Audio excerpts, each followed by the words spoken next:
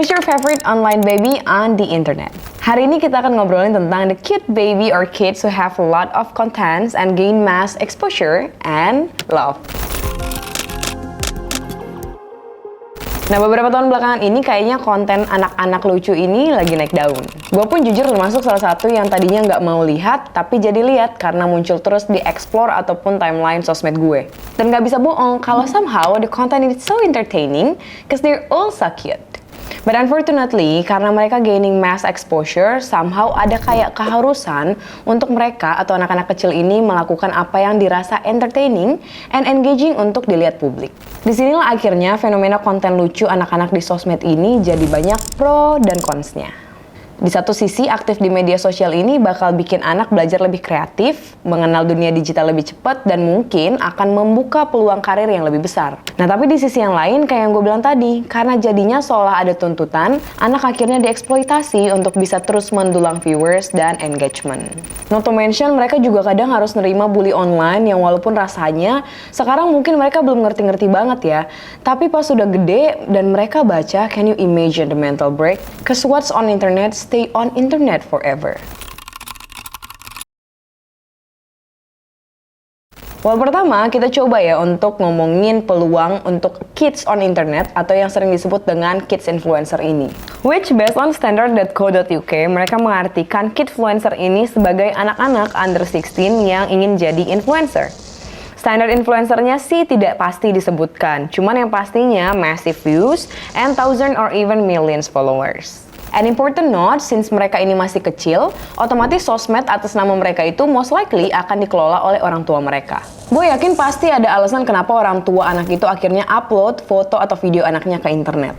Pertama, ya pasti karena semua orang tua akan ngerasa anaknya lucu. Mukanya, tingkahnya, they're angels, they're cute. Dan mungkin entah itu intentionally or unintentionally ngupload kelucuan anak-anak mereka dan voila, jadinya banyak yang suka ternyata. Nah, untuk orang tua yang melihat opportunity dan melek tren-tren sekarang ini, pastilah ini dianggap sebagai opportunity yang besar. Ini bisa jadi start karir anak mereka untuk masuk ke industri kreatif, tapi modalnya tipis-tipis aja, yaitu HP dan kelucuan si anak. Untuk beberapa yang lebih effort, mungkin yang ditunjukin adalah bakat si anak. Kenapa lebih effort? Karena pastinya untuk nampilin bakat yang stand out, si anak butuh les A, I, U, E, O dulu pastinya. Which sebenarnya bagus kan ya? Nunjukin potensi anak ke dunia maya itu dianggap sebagai peluang untuk pengembangan bakat juga loh untuk anak-anak. Nah, ini menurut Kak Seto katanya. Nah, kalau dimanfaatkan untuk hal yang baik, eksplorasi di dunia digital kayak sekarang ini sih positif banget ya. Untuk membangun kepercayaan diri anak, kebebasan untuk ekspresi, dan juga jadi diri sendiri. Dan mungkin jadi inspirasi juga untuk anak-anak lain yang ngelihatnya. Tapi sayangnya in reality, kebebasan berekspresi itu nggak sesimpel teorinya. Nyatanya dengan banyaknya konten anak-anak ini, banyak orang dewasa yang mulai ngerasa terganggu karena merasa apa yang ditampilkan oleh kidfluencer ini udah nggak bener lagi. Banyak kidfluencer yang dipaksa untuk terus lucu, dipaksa nangis hanya karena kolom komentar mereka penuh dengan, "Kak, aku belum pernah deh ngeliat si XX nangis." Lalu mereka juga dipaksa untuk berpakaian yang gak sesuai dengan umur dan berperilaku lebih dewasa dari umurnya karena demand di kolom komentar yang harus dipenuhi. Kenapa harus? Ya karena kalau enggak, hilang engagement, no viral, no endorsement, no money.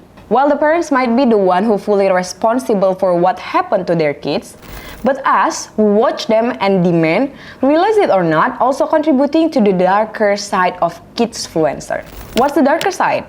Ya, of course the exploitation. Masalah ngontenin anak masuk eksploitasi atau enggak sebenarnya masih perdebatan. Karena fenomena kidfluencer ini dianggap bukan aktivitas yang berbahaya sebenarnya. Tapi menurut pakar psikologi anak dari Universitas Erlangga bilang bahwa eksploitasi anak terjadi kalau anak-anak merasa tertekan dan mulai nggak nyaman.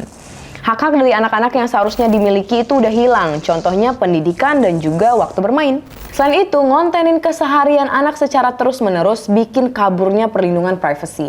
Ini cenderung bikin anak nggak ngerti nih area private yang bisa mereka nikmati karena memang terlalu sering terekspos sama kamera. Belum lagi kalau dipaksa untuk syuting, sesuai dengan kemauan orang dewasa yang nantinya beresiko menghambat ekspresi dan eksplorasinya. Kerja dulu ya, Miss. Maaf ya, bangun ya, harus kerja.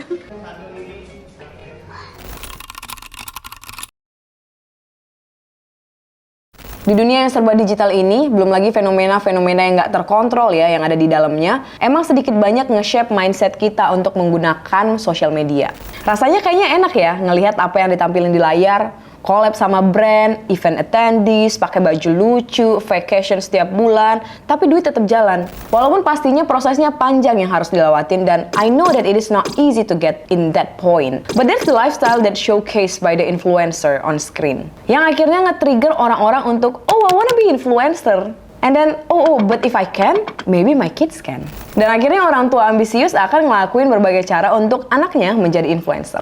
Dan pastinya akan berdampak ke masa tumbuh kembang si anak. Anak-anak yang selalu berada di depan kamera punya kesempatan yang lebih kecil untuk mengembangkan social skill-nya mereka. Karena waktu yang mereka habiskan lebih banyak di depan kamera. Sedih, tapi kalau dipikir-pikir lagi, disinilah peran orang tua sangat besar untuk melindungi hak dan juga kesejahteraan anak. Boleh nggak sih jadi kidsfluencer? Sure, go ahead.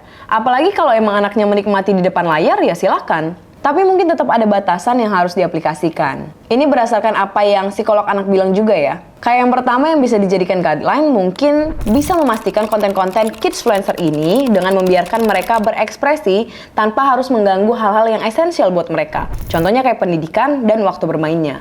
Terus yang kedua, sebagai orang tua yang mengerti anak harusnya tetap lebih peka dengan gestur kalau misalnya anaknya udah mulai nggak nyaman. Nah pastiin apakah mereka udah merasa lelah, udah nggak mood, udah mulai mudah marah, atau bahkan udah mulai narik diri dari lingkungan sosialnya. Terus yang ketiga, sebagai orang tua juga harus ikut terlibat aktif nih dengan apa yang bisa diakses oleh anak di dunia online. Apakah interaksinya masih normal atau udah cukup mengkhawatirkan? Nah, dengan besarnya exposure digital, mulai ajarkan anak juga untuk paham apa itu privasi dan apa yang bisa atau tidak bisa dilakukan di sosial media.